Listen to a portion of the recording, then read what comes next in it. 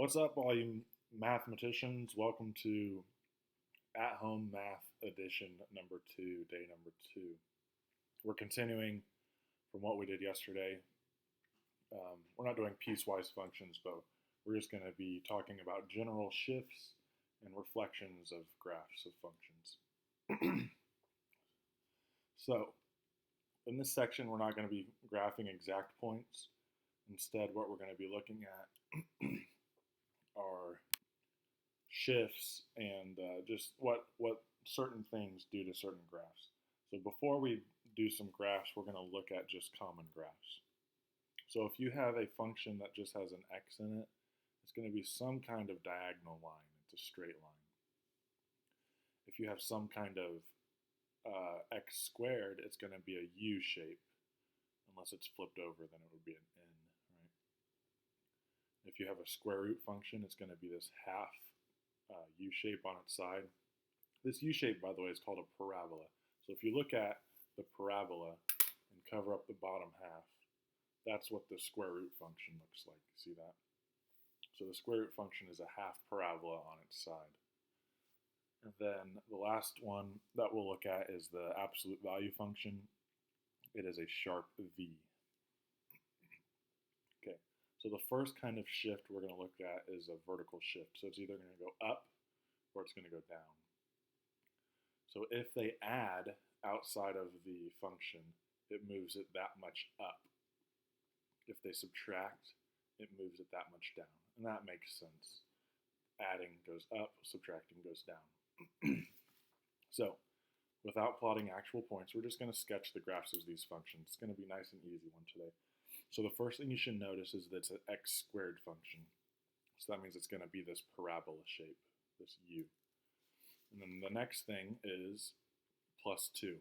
So it's going to move the bottom of that parabola up 2 spots. So the only thing we're going to do is put a point that is up 2. And then we're just going to draw that parabola shape to the best of your ability. So just make sure it's pretty U-y, and don't forget to put those arrowheads on the top. That's all you have to do.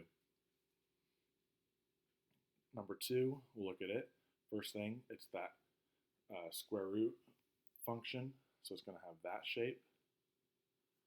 And then the shift is minus 3, so that's down 3, right? This one was up 2, this one is down 3.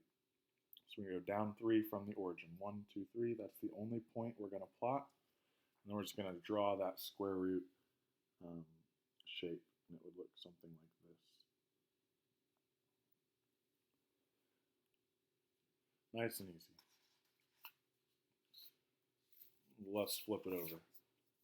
The next type of shifts are going to be your horizontal shifts. It's either going to go to the left or to the right. So this one is backwards of what you would think. So this, for the horizontal shifts, you'll notice they're inside of the symbols of inclusion.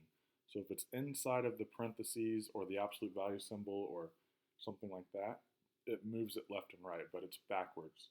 When you subtract, you would think it would move it to the left, but it actually moves it to the right. And if you add inside of this symbol of inclusion, either the parentheses or the absolute value, it moves it to the left. So subtraction is right, addition is left. Okay?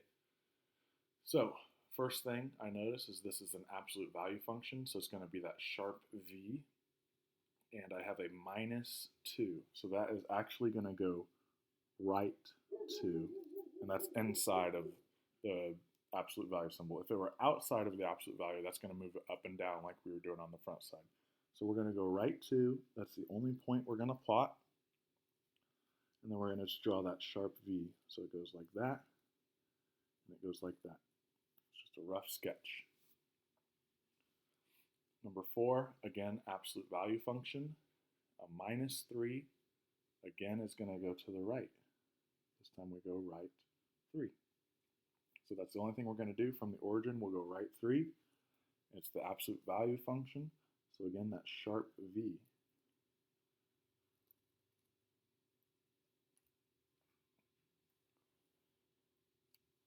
On 5 and 6, you'll see we've got a couple of things going on.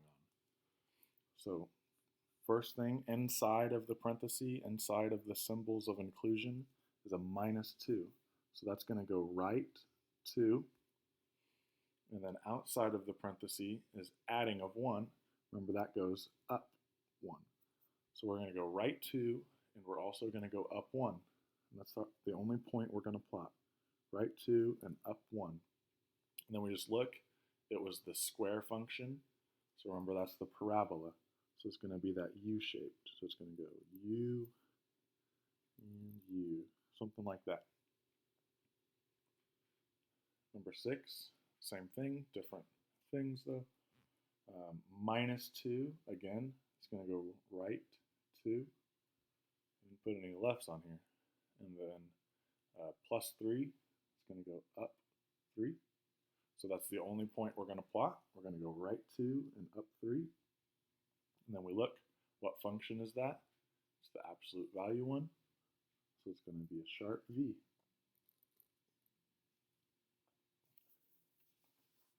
Okay.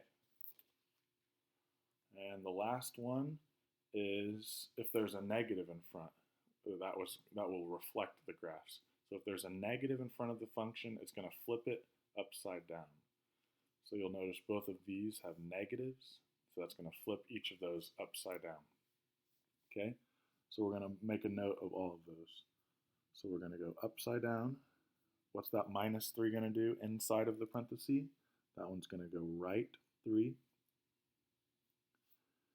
And then we also have +2, so that's going to go up 2. Okay? So first, we'll go right 3 and up 2, right 3, up 2. It's the absolute value function, but because there's a negative, it's not going to go up. It's instead going to go down. So it flips it upside down.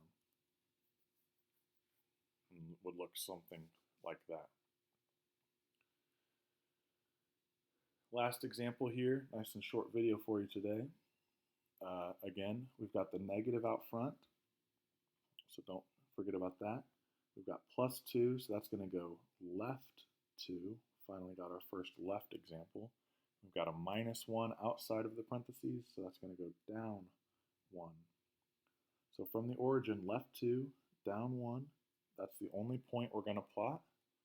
Now it's the squared function, so that's normally the parabola, but since there's a negative out front, remember it's going to be upside down. So it's going to look like this.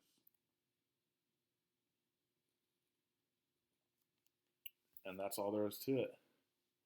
So again, if you have any questions, please reach out to me on Google Hangouts or email, and I will be glad to help you out. Again, the problems are going to be multiple choice.